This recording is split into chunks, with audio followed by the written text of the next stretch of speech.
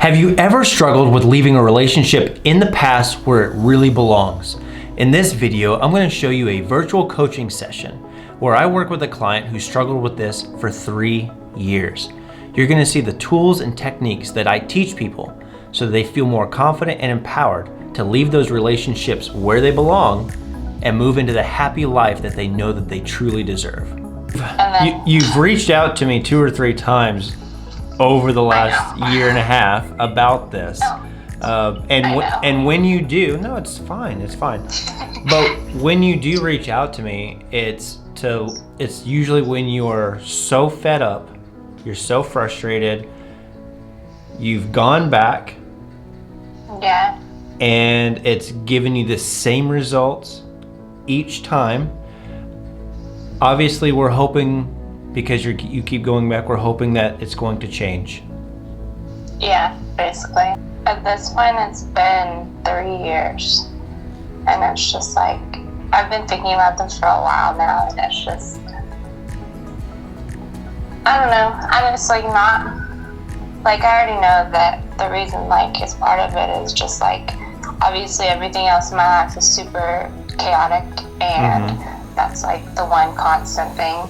Sure. And so it's like, I keep going back to it because it's like something, it's definitely like my comfort zone, and that's literally the only comfort zone that I have in my life. So it's like that steadiness like through, right? Yeah. So. But we went back because it's okay. We went back because it's comfortable, like you said. There's a lot of uncertainty in the world, a lot of uncertainty in your life, health, work, things like that just were causing a lot of stress. So you go back to the things that you're the most familiar with. That's what a lot of people do, and it's why they struggle so greatly with moving on from a relationship that's not going to reap them any type of benefits. So it's also going to be the thing that wastes the best years of our life. And the worst part is that even in this moment, you know that. And 2 years ago when we did our session, you knew that then, but it pulls on us so strongly that we still disregard that, because there's always like that glimmer of hope. Like, maybe if we can just get this one thing, it'll all be okay. Maybe if we can sort this one thing out, everything else will be okay. Or we see like good little pieces and we think that that's a positive track to things getting back on track.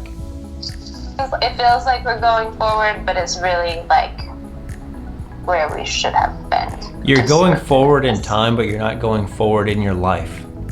Right. And those two things can get mixed up really, really easily.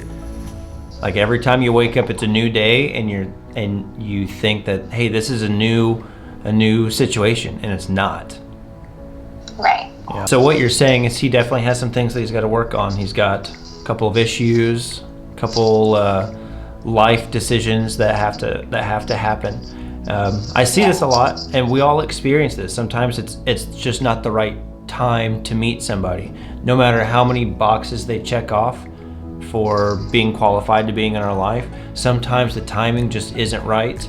And the best way to describe this is, if you've ever seen them building a new apartment complex, I don't know if you've driven downtown and you see like all the fencing that's put up and all the dirt that's moved, and maybe they got some framing done, but like it's a huge area, but it looks like a disaster, right? Imagine trying to move in to that apartment at that moment. It'd be a shit show, right? Like there's like it's not ready for somebody else to be there. Right. You're trying to live in a construction zone. Yeah. That makes sense. Yeah. And it's a timing thing. It really is. But the difference in a real construction zone and a human construction zone is that a real construction zone has a date of completion. A human construction zone can last forever. Right. And whenever you experience one of those, you need to go somewhere else. Right. Just like if you're apartment shopping, you want to wait for that place to open up. You need a place to be right now. You want to be part of something right now. Go find something that's already built. So let's do this exercise, okay? Okay. Let's say you are me. You're the dating Okay. coach. You're the dating coach, okay? Okay. I'm coming to you. I've been seeing this person who is doing all the things that your guy's doing. It's happening to me. I'm experiencing it. They're doing all these things. They're not moving on. They're a human construction zone. They won't put their foot down. They won't block out their ex. They're doing things that are red flags to me. They're making me feel insignificant. They're making me feel disrespected. How should I handle this? Leave. Why? It's comfortable. I at least know the torment that awaits me. Why would I leave? Because it's unhealthy and there's better out there for you. But What? you won't know until you leave. It's just doing it and like being able to take the steps to not like be tempted to go back. And I don't know. Sure. In order to get rid of something, it's often easy to have something to look forward to. Right. If you did not have him in your life, what would you do? What would your day look like? You didn't talk to him yesterday, but let's say you didn't talk to him for a week. What would you be doing during that time? It would just like go to work and, you know, you get home at like 5:30, 6 o'clock, make dinner, and like you just kind of have a routine. Yeah. So it's not as, you know, it's not like you're just sitting there doing nothing Sure. all day. I'm Well, trying to find perfect. stuff to do. Yeah, no, well, you're hitting the nail on the head. It's about having that routine. When you have a routine, only certain things get to insert themselves into your life. So you wake up, you get ready for work, you go to work, you're there for a while, that's where your focus is. You get off of work, maybe you go to the gym, or then you're home and you take care of your dogs or whatever responsibilities, and you eat. And then you repeat this. Maybe if you have an hour or two, you have a bit of a social life, but like these are the things that create a routine. Right. And when you have that routine, it's very, very difficult for distractions or negative things to come into your life. It's very, very, very difficult. So right now, you're kind of outside of a routine. So the worst things are entering your life. So what we need to do is come up with a positive routine. I mean, I've been staying busy doing that. And then I've been cooking and stuff lately. Yeah? Just to stay busy. And it's something I like to do, so. Nice. Having things that you enjoy doing that aren't super difficult to go do, things that you're able to do at the house that make you feel like you're accomplishing something, make you feel really good about yourself, that increase your purpose and self-worth, are going to be crucial to you being able to walk away from this type of situation. Without it, I don't really see you walking away. I'm going to be completely honest.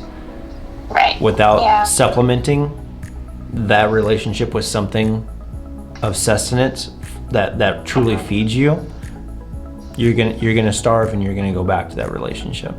The cool part about it is that you get to kind of reflect on the things that you enjoyed before him, whether it was painting, whether it was, I don't know, watching novellas, I don't know, whatever it is that you really enjoyed doing, you get to rediscover that happy Christine. Because that's really what we need to do. We need to peel back the layers of all the toxic years, all the BS that you've had to experience, and go back to when you remember really being happy every day.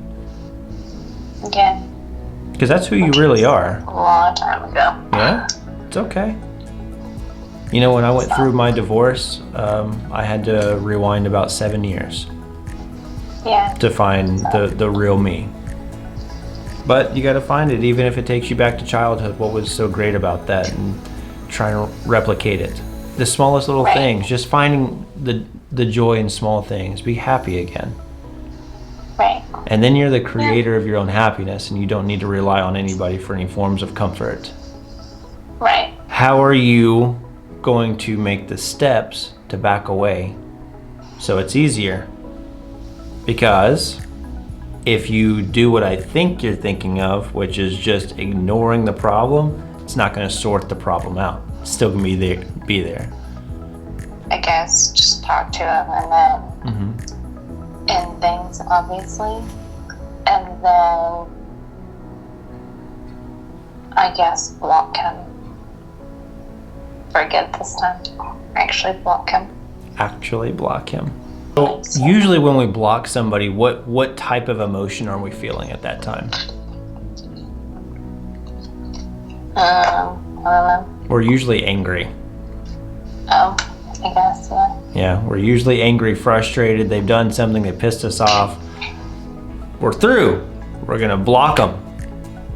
Oh, right? Yeah. So that's an emotional response. That's what we're gonna do when we're angry. So what happens when we're no longer angry? We step into our rational way of thinking, and we can analyze what we did while we were being emotional. Right. And then what we start to do is say, that was not a rational decision, meaning it must not have been a correct decision. So let's undo that. Since we're thinking more rationally now, my rational mind wasn't thinking we needed to block him, my emotional mind was. So we unblock. Yeah. And then we get in the cycle. And we do this over and over. That's how we stay in toxic environments, toxic relationships, toxic cycles. So if you're able to make that blocking decision when you're not angry, right, when you know that it's a good thing, it's much easier for it to stay that way. But you also have to know why you're doing it, and you don't just do it. You have to talk to yourself. You have to say, the reason I'm doing this, and then you have to have your reason. I can't give you your reason. I can give you an example of a reason, but your reason has to be your own. And it can sound something like, I'm blocking you because we're not really good together. I'm blocking you because I've been trying for so many years and it's not going anywhere. I'm blocking you because I deserve what's waiting for me beyond this. right. It has to come from you though. You have to have your why sorted out. Between now and then, I would get that thing in concrete. If that means writing out the reasons why this is not a good relationship for you, writing out all the things that have happened that you typically ignore during the relationship to justify staying, because you always remember those good little things. That's why we go back. If we remembered while we're going back the emotional abuse, the ways that they made us feel, we wouldn't go back. It'd be very easy to walk away. But we have selective memory, not just a mental list. Definitely write it out. And the reason that writing is so powerful, have you noticed that when you write, or maybe even when you're texting, you hear a voice? It's your inner voice. Yeah. It's like, is that how I sound inside my head? Why do I sound that way? Yeah. But you need to hear that because it's an internal echo. And the more that you hear those affirmations and you hear the reasons why you're doing things, the more likely you are to follow through with them. What are your plans for tomorrow? I don't know. So what I would recommend for this evening when we get off the phone is to just write out what you're doing tomorrow. Right. You're gonna notice that, like, hey, there's actually no time in here to contact. Yeah. Fill your day up. Okay. Yeah. I'll do that. What's funny is that in like a year or two, once you've completely moved on from this and you're happy and most likely in a new, beautiful relationship, you're gonna look back at this and say, what the fuck? Yeah. Yeah. I know. Because I did the exact same thing. Yeah. You got this. I do. You do. Do it this time. You got this. And again, I am here. I'm here to support you. If you need anything, just message me, okay? Okay, will do. Thank you. All right. Bye.